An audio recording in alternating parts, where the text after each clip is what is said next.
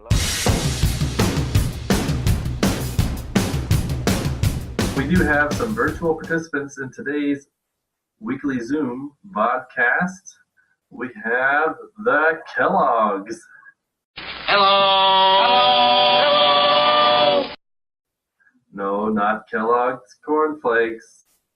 We're talking about the Kellogg brothers, William and Ed. That was funny. It's not funny, Ed. Ed, tell us how you are able to join us and where you are. The school computer and at my house. All right, got your own camera and microphone there, and you're at your house using the internet. And how about you, William? Same thing, really. I'm just sitting in the living room. Awesome. Okay, where am I? Where is today's podcast hosted from? So if you can guess, go ahead and tweet it or reply on Edmodo. It's not hard. It's never really hard to figure this out. Today, I wanted to send out a call, a plea for eSchool students and staff, or anyone who wants to participate in our Gettysburg Address school project. If you haven't seen the link that we posted on Edmodo that has videos of several people saying the Gettysburg Address and including a mashup of people from ESPN network, you can look at that. Anyways, the idea is that several of us record ourselves saying the Gettysburg Address. Then you send it all to me, your little videos. You don't have to edit them because I'll do that. I will take little snippets from each person and put them all together so it sounds like one speech, but we'll have parts of the speech from different people. It will be an eSchool mashup. Now, why are we doing this?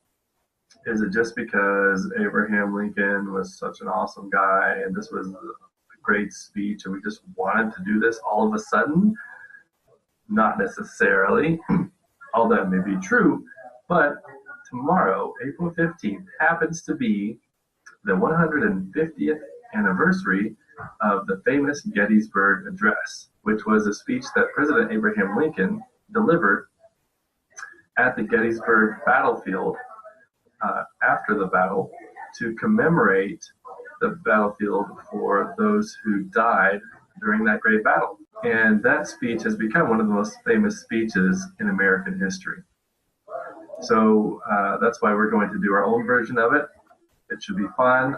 I think you'll like the finished product. I'll try to get that out as soon as possible, maybe by tomorrow. It depends on how many people actually participate. We have a few people.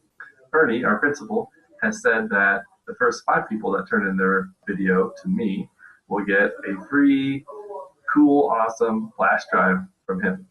And I know 2 people have already done that, so there might be up to 3 more left up for grabs. So you can do that today. Again, just record yourself saying the speech, maybe even just part of it or parts of it. You don't have to say the whole thing.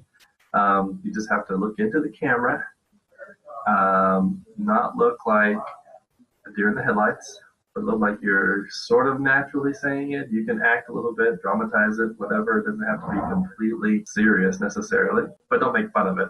So just record yourself bits at a time if you want. I'll cut out everything except for the best part. We'll make sure we get at least 1 clip of you in there. So do that today. A new weekly tradition on the weekly Zoom is going to be the Ghosts of eSchool's Past. The Ghost of eSchool's Past! Where we can talk about our fond memories at eSchool. Maybe the good old days, not that these days aren't good, but something that happened a while back that was really fun that you like to remember, or maybe something that we used to do or that happened once that you would like to see happen again. For example, I used to have a lifetime sports class, which was a lot different than modified physical education because we would actually have meetings every week and we would play sports. Each week we would play a different sport and we would teach people who didn't know. Maybe we'd even make up and invent a new sport. Like we did flag football, basketball, beach volleyball. I made up a sport called volley tennis ball. You'll have to see. There's actually a video compilation of various lifetime sports activities on our school YouTube channel. So if you look up Learning to eSchool, our YouTube channel, you can see it on there in our favorites videos. We did ballroom dancing, we did rugby, we did disc golf. We did a wide variety of stuff. We did capture the flag. Why did we stop doing it? Well, the interest just seemed to drop off. People weren't coming to the activities, so we didn't have enough people to participate, so we just stopped doing it. I'm sure if we had people really interested in that and we had a good-sized group, we could probably start it up again. I certainly wouldn't mind. So that's one of the ghosts of eSchool's past. Now we'll ask our audience if they have any other fond eSchool memories of Ed. Edward has something. Go ahead, Edward, talk. The film festival that we had this year was really fun, and I'd like to do it again next year. Well, thank you. That was actually just recently, about a little over a week ago. I'm glad that it went over so well, and we are planning to do it again next year.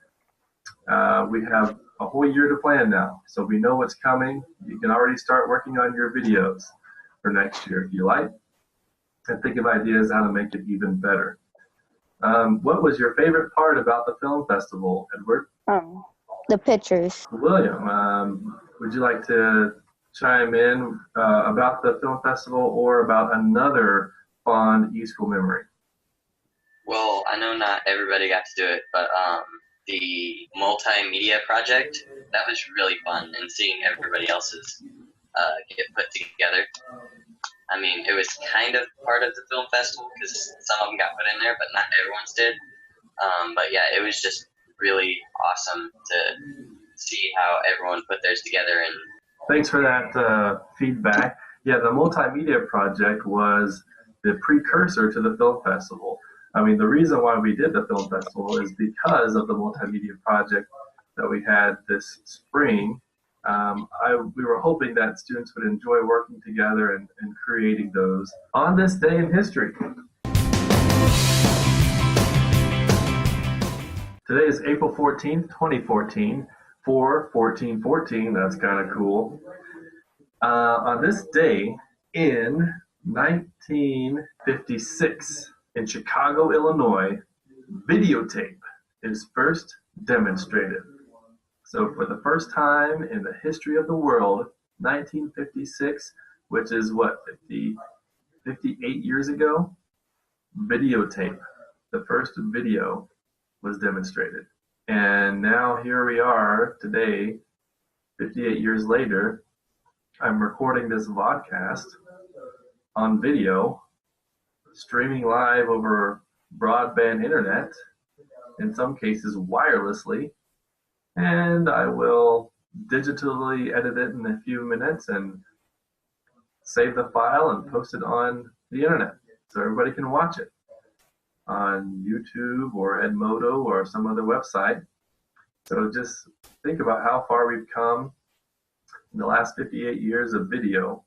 What a great invention that was. And think about how entertained we are if you've been to the movies lately, if you've watched TV lately, if you've watched a DVD. One more fact from this day in history. This one I thought was kind of cool. I mean, it was kind of sad. Today must be a history of hailstorms. I don't know if we'll see any hail today. I know we saw some yesterday in some places around Wichita.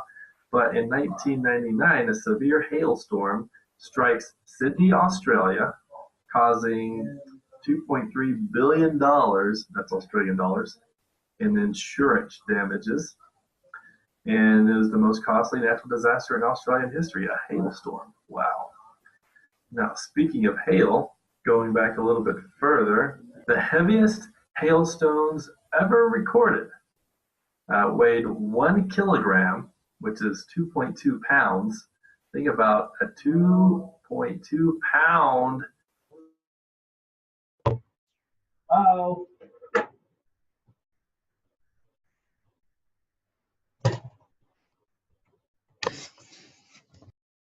Thanks a lot, Holly.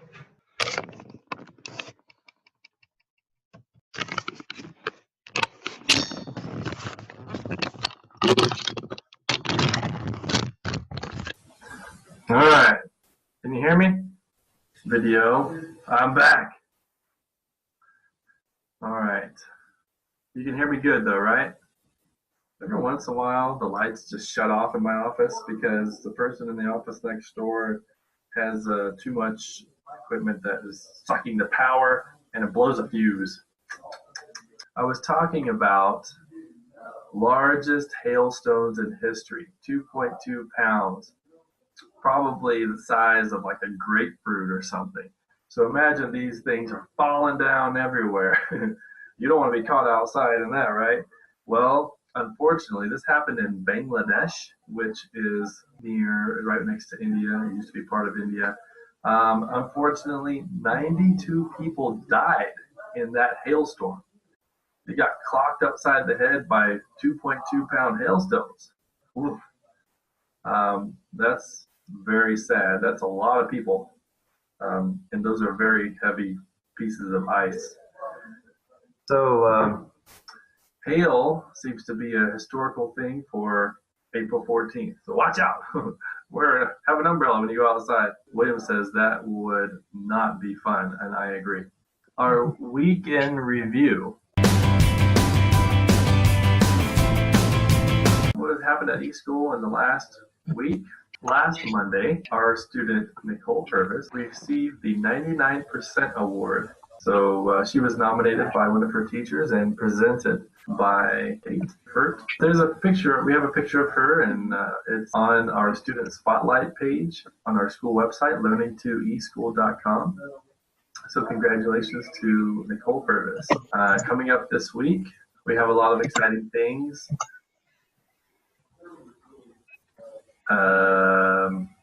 Thursday and Friday, no school for students. Conference release day, teacher in-service day. So enjoy the Easter weekend. App of the week. This week's app of the week is Skype. Did you know that Skype has a mobile app and you can do audio chat, video chat, or just instant messaging using Skype from your iPod Touch, iPad, other tablet device or mobile device, iPhone or any other smartphone, wireless internet, video calling anywhere. Again, the video that was invented 58 years ago, you can stream live video over the airwaves from a device that is this small. Isn't that amazing? Our next weekly Zoom will be next Monday. I would say 10 o'clock because that's the best time to do it for me. Hopefully we'll have a crew in here to gather around the magic snowball and discuss awesome things at school.